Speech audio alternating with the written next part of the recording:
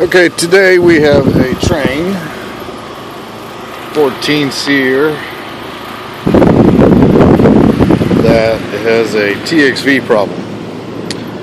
We can tell by the fact that we have an 11-degree subcooling and a very low suction with a very high superheat.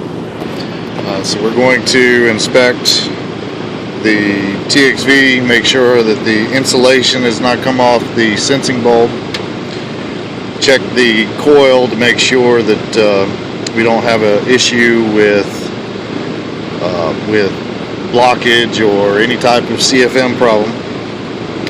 And if we do not have those two problems, then it's going to be more than likely a replacement of a TXV that's required.